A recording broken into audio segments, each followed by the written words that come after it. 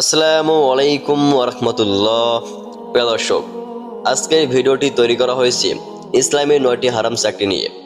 যেসব চাকরি করা মুসলমানদের জন্য হারাম, কিন্তু বর্তমান সময়ে অধিকাংশ মুসলিম ভাইয়েরা এই হারাম চাকরির সাথে জড়িয়ে আছেন। তাই যারা যারা হারাম চাকরির সাথে জড়িয়ে আছেন তারা অবশ্যই এই হারাম চাকরি ছেড়ে দিবেন, কারণ হারাম চাকরি দ্বারা উপার্জিত টাকাও হারাম। আর রাসূল সাল্লাল্লাহু আলাইহি সাল্লাম বলেছেন, হারাম দ্বারা গঠিত শরীর জান্নাতে প্রবেশ করবে না। তাই আমাদেরকে জান্নাতে যেতে হলে অবশ্যই আমাদেরকে হালাল পথে টাকা উপার্জন করতে হবে। প্রিয় দর্শক, যে সকল চাকরি মুসলমানদের জন্য হারাম সে সকল চাকরি হলো: নাম্বার 1, মানুষ বা প্রাণীর ছবি এঁকে বিক্রি করে এরকম প্রতিষ্ঠান, সেই সকল প্রতিষ্ঠানে চাকরি করা হারাম। নাম্বার 2, গান গাওয়া কিংবা গান নাচ সংযুক্ত যন্ত্রপাতি নিয়ে ব্যবসা করে এরকম প্রতিষ্ঠান, এই সকল প্রতিষ্ঠানে চাকরি করা হারাম। নাম্বার 3, ওইসব ডাক্তার যারা প্লাস্টিক সার্জারির মাধ্যমে আল্লাহর সৃষ্টিকে বিকৃত করেন, সেসব প্রতিষ্ঠানে এবং সেই সব ডাক্তারের সাথে চাকরি করা হারাম। মহান আল্লাহ তাআলা মানুষকে উত্তম রূপে সৃষ্টি করেছেন, আর তার সৃষ্টিকে বিকৃত করা অনেক বড় একটি গুনাহের কাজ।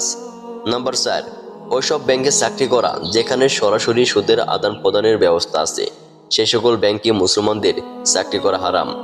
নাম্বার 5, যেসব প্রতিষ্ঠানে মানুষের শরীরে বিভিন্ন ধরনের ট্যাটু আঁকা হয়, সেসব প্রতিষ্ঠানে মুসলমানদের চাকরি করা হারাম।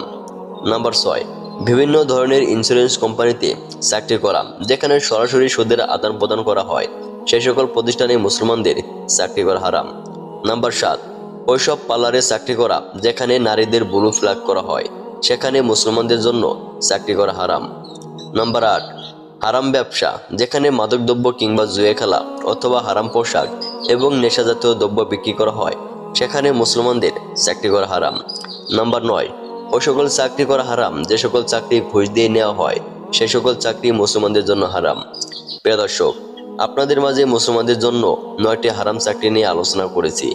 যারা এই সকল চাকরির সাথে জড়িয়ে আছেন তারা অবশ্যই এই চাকরি ছেড়ে দেওয়ার চেষ্টা করবেন।